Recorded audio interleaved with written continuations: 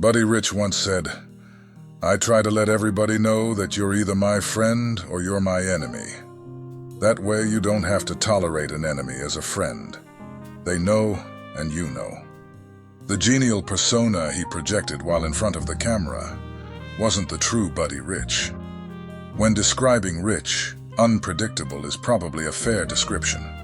He was infamous for his short fuse and foul mouth, and tapes of his tirades against members of his band paint a not-so-pleasant picture of Rich behind the scenes. But they only told a small part of the story. Could Rich be a world-class jerk? Undeniably. For example, singer Dusty Springfield famously slapped him because she couldn't stand any more of his insults and showbiz sabotage. There was clearly another side to him. Rich and Frank Sinatra were rivals during their time working together with Tommy Dorsey, to the point where they almost fought. Yet they were able to put that aside and develop what would be a lifelong friendship. Sinatra helped finance Rich's first big band, often visited Rich in the hospital in his final days, and delivered the eulogy at Rich's funeral in 1987. Rich frequently threatened to fire his musicians, and for the most ridiculous reasons, like when a trombone player had the audacity to grow a beard. Among musicians, he was indeed a genius, albeit a prickly one. But he very rarely followed through on his threats, and was equally quick to offer praise of his band whenever he was doing an interview. Rich was openly disdainful of rock music, but according to old friend Mel Torme, when some of these rock drummers came to greet Buddy after a show, he was always charming and polite. And he never, at least in my presence, disparaged them in any way. Bernard "Buddy" Rich was an American jazz drummer, songwriter, conductor, and bandleader. He is considered one of the most influential drummers of all time. Rich was born and raised in Brooklyn, New York. He discovered his affinity for jazz music at a young age and began drumming at the age of 2.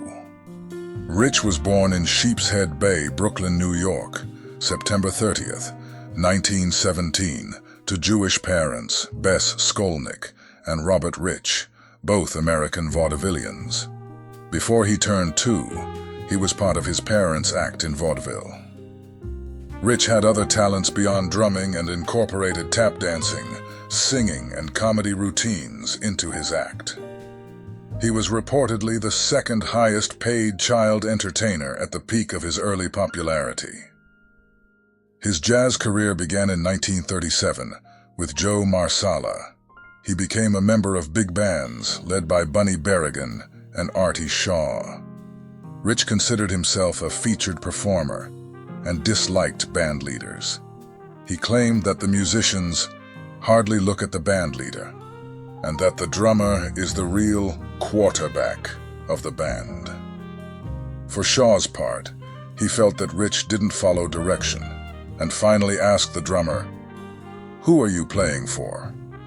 Rich admitted that he played for himself and his audience, whereupon Shaw suggested that Rich should accept the offer he had received from Tommy Dorsey. "I think you'd be happier there." Rich took Shaw's advice as a dismissal. Self-taught, he never learned to read music, but could memorize rhythms after hearing them just once, and emphasized playing with a band over practicing. In 1939, Rich joined the Dorsey Band, leaving in 1942 to join the United States Marine Corps, in which he served as a judo instructor and never saw combat. He was discharged in 1944 for medical reasons. After leaving the Marines, he returned to the Dorsey Band. By then, he was not only the highest-paid sideman in the world, but indisputably regarded as the greatest drummer of his day. In addition to playing with Tommy Dorsey, Rich played with Benny Carter, Harry James, and Les Brown. In 1946, with financial support from Frank Sinatra, he formed a band and continued to lead bands intermittently until the early 1950s. By this time, the great days of the big band era were drawing to a close, and Buddy decided to accept an offer from Norman Granz to join Jazz at the Philharmonic. From 1966 until his death, he led successful big bands in an era when their popularity had waned. He continued to play clubs, but stated in interviews that the majority of his band's performances were at colleges and universities rather than clubs. He was a session drummer for many recordings, where his playing was often less prominent than in his big band performances. Especially notable were sessions for Ella Fitzgerald, Louis Armstrong, and Oscar Peterson. Rich, alongside a cast of composer-arrangers that included John LaBarbera, Bill Holman, and Don Menza, experimented with jazz, rock, and funk to keep the music current, and infused jazz standards with a fire that captivated audiences around the globe. Some of the band's most iconic songs and arrangements include Love for Sale, Nutville, Groovin' Hard, and Big Swing Face. Rich was married to Marie Allison, a dancer and showgirl, on April 24, 1953, until his death in 1987.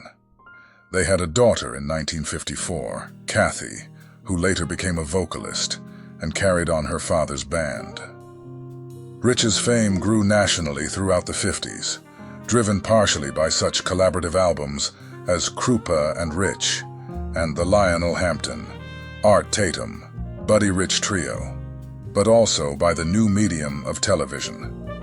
Rich was a frequent guest on The Steve Allen Show, The Colgate Comedy Hour, starring Jerry Lewis and Dean Martin, The Tonight Show, starring Johnny Carson, and The Sammy Davis Jr. Show. In 1966, on an episode of The Sammy Davis Jr. Show, Buddy Rich and mentor Gene Krupa participated in what some call the greatest drum battle of all time, while an awed Davis Jr. watched. His agile, athletic drumming style was machine-like in its precision and translated well to TV for both virtuoso performances and comedic bits, like his famous drum battle with Jerry Lewis. Also, he could most definitely be competitive, but that competitive streak was tempered with respect. A very noticeable example was when Rich would do his TV drum battles, displays of instrumental prowess, where he was pitted against the likes of Tonight Show drummer Ed Shaughnessy and the great Gene Krupa, one of Rich's idols. In those contests, Rich would do enough of his awe-inspiring drum acrobatics that you'd probably come away thinking he'd won. But if you look closely, you could see that he was deliberately not doing too much, so that he wouldn't show up musicians that he genuinely liked and respected. He would do something similar with Krupa, dialing it down a bit and making more of a duet than a contest. And the respect was mutual, with Krupa having called Rich the greatest drummer ever to have drawn breath. An opinion shared even today by such noted drummers as Phil Collins and Blink-182's Travis Barker, who has credited Rich as the greatest drummer of all time. Rich toured and performed until the end of his life. In early March 1987, he was touring in New York when he was hospitalized after suffering a paralysis on his left side that physicians believed had been caused by a stroke. He was transferred to California to UCLA Medical Center in Los Angeles for tests, where doctors discovered and removed a brain tumor. He was discharged a week later, but continued to receive daily chemotherapy treatments at the hospital. On April 2, 1987, he died of unexpected respiratory and cardiac failure after a treatment related to the malignant brain tumor. His wife Marie and daughter Kathy buried him in Westwood Village Memorial Park Cemetery in Los Angeles. He was 69. This is Alexander from One Track Jazz. Thanks for listening. Don't forget to like and subscribe.